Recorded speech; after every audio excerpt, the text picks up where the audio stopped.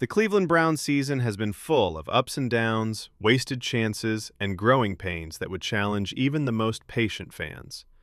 But what happened on the sidelines during the embarrassing 26-8 loss to the San Francisco 49ers on Sunday wasn't simply another disappointing moment in a season that was already going badly.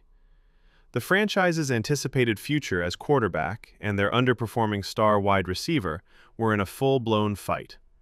All of this was filmed in stunning high definition for millions of people to see. The cameras don't lie, and what they showed was an offense for the Cleveland Browns that was on the verge of falling apart completely. Jerry Jeudy, the brilliant but frustratingly unreliable wide receiver who was meant to be a key part of this attack, went off on rookie quarterback Shedeur during a sideline exchange that is now the talk of the NFL. The fight, which happened early in the fourth quarter when the Browns were already losing badly, showed Jeudy angrily pointing at the Microsoft Surface tablet and telling Sanders, "That's wrong." The argument looked more like a street fight than a professional football conversation. The body language was clear, the tension was high, and the message was clear. The Browns' offense is not on the same page at all. This wasn't a cordial moment of coaching amongst teammates attempting to figure out how to cover the defense.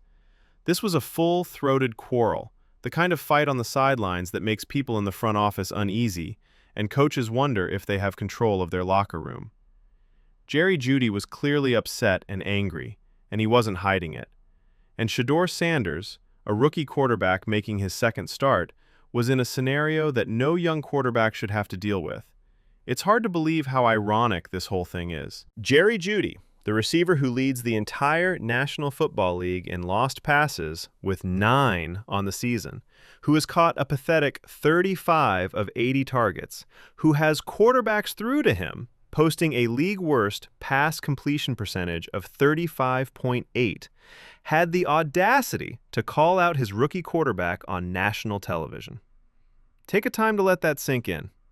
The player who has dropped almost 60% of the throws thrown his way, making him the most unreliable receiver in sports, thought it was okay to publicly criticize the 22-year-old quarterback who was attempting to save something from this terrible season.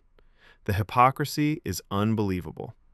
It's hard to believe how little self-awareness there is, and the optics are dreadful for a Cleveland Browns club that already has enough problems to last several lifetimes. This is the kind of thing that makes a struggling team stand out, the kind of drama on the sidelines that happens all the time, the kind of public conflict that makes people wonder if this team can really turn things around.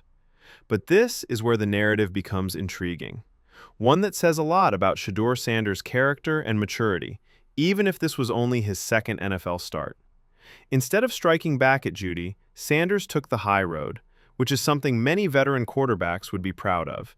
He said that the throw meant for Jeudy was off target, taking responsibility for the lost connection that may have led to a touchdown. More significantly, he talked about the bigger problem this offensive is having with a level of insight that goes beyond his age and experience. "We need to get along as athletes and teammates," Sanders stated in his post-game comments, which showed the maturity and leadership that this team needs so badly. That will take some time. We won't be like a microwave. There will be few sparks here and there. The rookie quarterback's approach was calm and well thought out. Even if Jeudy's performance this season has been terrible, he could have easily put his receiver under the bus. Sanders chose to be responsible, to work together as a team, and to be a leader who builds things instead of tearing them down. This answer is especially impressive when you think about how hard Jerry Jeudy's season has been. 9 dropped passes don't tell the whole story of how bad his unreliability has been for this offense. Those numbers aren't just numbers on a spreadsheet. That's a lot of missed first downs, scoring drives stopped, momentum swings stopped, and games that could have been lost because a highly paid professional receiver can't accomplish the most basic element of his job: catch the football. This season, every quarterback who has thrown to Jeudy has had a passer rating of 35.8 when targeting him. This is historically horrible, catastrophically poor, and shows that Jeudy is either running the wrong routes, dropping catchable balls, or both. The final score of 26-8 just tells part of the narrative of what went wrong for Cleveland in this game. The Browns really began off well, offering glimpses of what this offensive may be like when everything comes together. In the first quarter, Shedeur Sanders completed 5 of 7 throws for 44 yards. He moved the ball well and looked comfortable in the pocket. The best part of the game was a well-orchestrated 10-play, 90-yard drive that ended with a 34-yard touchdown pass to tight end Harold Fannin Jr. Fans had hope after that drive. It showed promise and made them think that this rookie quarterback would be able to command an NFL offense. The ground game worked well with the passing attack in the first quarter, with several rushers adding yards and keeping the offense going. For around 15 minutes of game time, everything seemed to be going well. The offensive line was making holes for the runners. Sanders was throwing the ball quickly and accurately, and the Browns looked like a good football team. Then the second half started, and everything went wrong in a big way. In the second half, Cleveland only got 60 yards on 5 drives, an offensive output that is so weak that it would be embarrassing for a high school squad, let alone an NFL team. Turnovers and mistakes on special teams, which have been a trademark of Browns football, ruined chances. Harold Fannin, the same tight end who caught the touchdown pass earlier, fumbled on 4th down. This stopped a promising drive that may have brought Cleveland back into the game. Then, as if the football gods were making fun of the Browns, Gage Larvadain dropped a punt, putting San Francisco in a great position at the Cleveland 18-yard line. The 49ers, who are a good professional football team with coaches who know how to take advantage of mistakes made by their opponents, took full advantage. They added to their lead and made it almost impossible for the Browns to win, showing how bad they are at being consistent, executing plays, and basic football skills. It was a lesson in how championship-level teams punish mistakes, and it was a stinging reminder of how far Cleveland still needs to go before they can compete with the best in the NFL. Shedeur Sanders had decent but not great numbers at the end of the game. 16 completions out of 25 attempts for 149 yards and 1 touchdown. It's only his second start as a rookie quarterback, and he's playing behind an offensive line that's not doing well, with receivers who can't catch, and a coaching staff that seems set on running the ball into walls. Those numbers are actually encouraging. The completion rate of 64% shows that you can make good decisions and be accurate. He hasn't thrown any interceptions, which means he's not forcing throws into coverage or making rookie mistakes with the ball. The 1 touchdown, however small, came on a precisely thrown ball that showed how strong his arm was. But numbers don't tell the whole story. The movie shows a quarterback who is plainly attempting to deal with an offense that isn't working well, receivers who aren't where they should be, and a supporting cast that isn't doing their part. The 3 sacks Sanders took were mostly because the offensive line broke down, and the play calling was so predictable that it put the quarterback in difficult situations. Even the best quarterbacks will have a hard time when they always have to throw on 3rd and long because their running game can't get yards and their receivers can't catch. The Jerry Jeudy incident is especially annoying because it shows how entitled modern professional athletes are. This is a receiver who was brought in to make a difference, to give Sanders a real number 1 target, and to be the kind of reliable weapon that young quarterbacks need to build their confidence and timing. Instead, he's become a problem, a cause of aggravation, and someone who seems to be okay with publicly ripping out his rookie quarterback even if he has a lot of problems himself. Those 9 dropped passes aren't happening for no reason. Each one is a time when Jeudy didn't do his job, let down his quarterback, and possibly cost his team points or field position. He only catches 35 of the 80 passes sent at him, which is less than 44%. Take a moment to think about that. If you're a quarterback and you know that passing to your supposed number 1 receiver only works half the time, how much faith can you have in targeting him? How can you get better at timing and chemistry when you can't be sure the ball will be caught? The fact that he has a passer rating of 35.8 while throwing to Jeudy is a strong sign that he is not doing well. To put things in perspective, a quarterback's passer rating would be 39.6 if they just threw the ball into the ground every time. Statistically, that indicates that throwing to Jerry Jeudy is worse than not trying to pass at all. It's the kind of figure that should make people talk seriously about playing time, roster positions, and if this player is helping or hurting the team.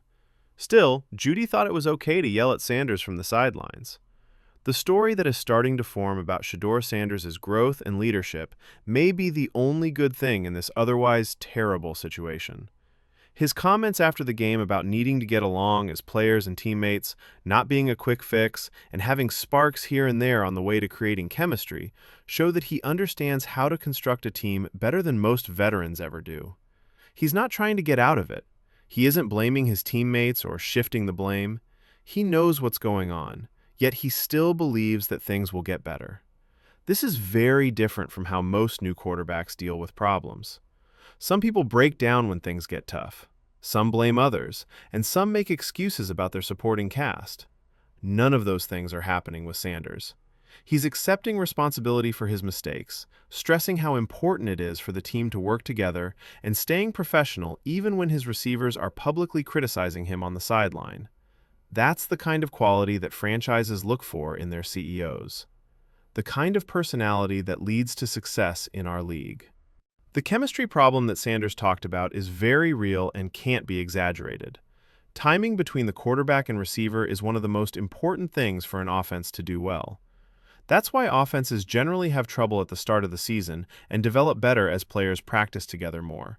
It's why the best quarterback-receiver pairs in NFL history took years to build their chemistry.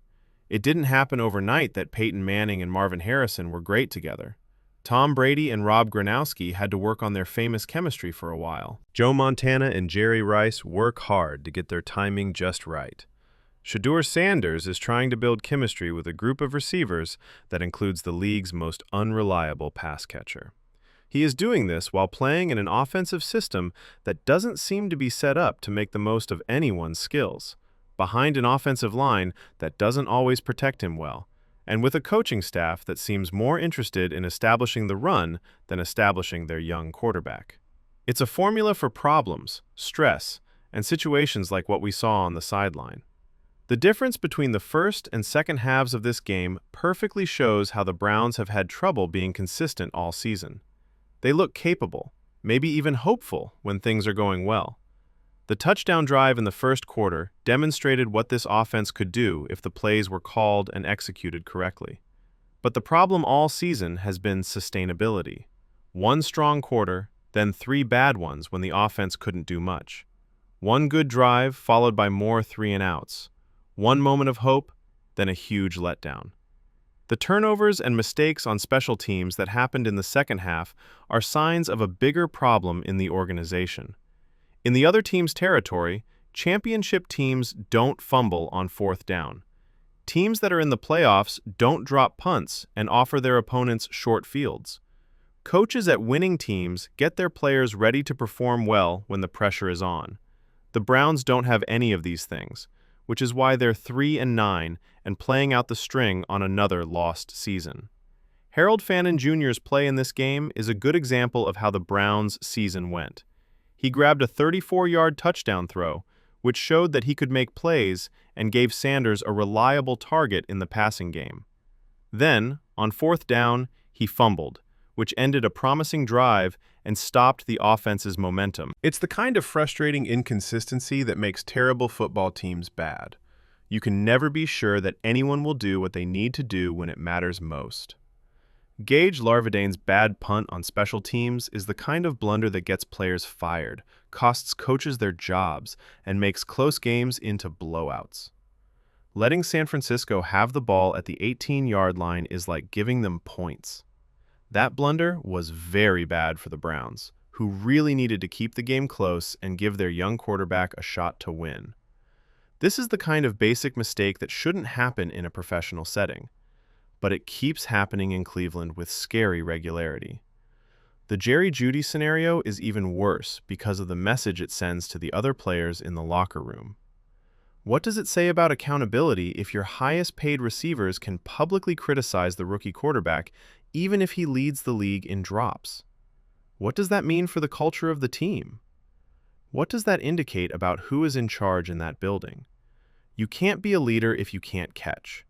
Players that blame others for their own mistakes and criticize them don't make good leaders. Players that take responsibility, help their teammates, and try to fix issues instead of making them are leaders. In his comments after the game, Shedeur Sanders showed more leadership than Jerry Jeudy had all season. Sanders proved that he knows what it takes to be a franchise quarterback by taking responsibility for the missed connection, stressing the necessity for the team to work together, and admitting that progress takes time. It's not only about having the right weapons and tools. It's about getting people to work together, making sure everyone is responsible, and acting professionally even when things aren't going well. The Cleveland Browns front management needs to do some major soul-searching and decision-making in order to go forward. They have put money into Shedeur Sanders to be their future quarterback. The investment is only as good as the people they put around him to help him. Jerry Jeudy's play this season makes some wonder if he should be a part of that future. A number one receiver shouldn't have 9 drops, a catch rate below 45%, and a passer rating of 35.8 when targeted. Those numbers show that the player needs to be replaced. The Browns can't afford to waste Shedeur Sanders' formative years by putting him on a team with guys who can't do their jobs. They can't keep going down a path where their least reliable receiver feels free to publicly criticize their franchise quarterback. They can't keep a culture where only one person is responsible. Something needs to change, and it needs to change immediately before they hurt Sanders' confidence and growth for good. The chemistry Sanders talked about will take time to build, but both sides need to be ready and able to do so. The quarterback is certainly doing his part by taking responsibility for his mistakes, focusing on his timing with his receivers, and keeping a professional attitude toward his growth. The question is whether receivers like Jerry Jeudy are just as devoted to their part of the deal. That's a valid question based on what we've seen this season, and the answers are worrying. Fans of the Cleveland Browns have been let down for decades, but this time seems different because they finally have a quarterback they can build around. Shedeur Sanders possesses the physical skills, the mental abilities, the leadership skills, and the character to be the franchise quarterback this team has been looking for a long time. But potential doesn't mean anything if it isn't developed properly, if there aren't good supporting cast members, or if the organization isn't committed to placing him in a position to flourish. The fight on the sidelines between Jerry Jeudy and Shedeur Sanders will be one of the most memorable moments of the Browns' 2024 season. It shows the problems with the organization, the lack of chemistry, the problems with responsibility, and the growing pains of a company that is still figuring things out. This moment will show how the Browns deal with the difficulties it brought to light and how they go on. It will also show whether this is just another bump in the road or a sign of worse troubles to come. What do you think, fans of the Browns? Before criticizing his rookie quarterback, should Jerry Jeudy be held responsible for his league-leading drops?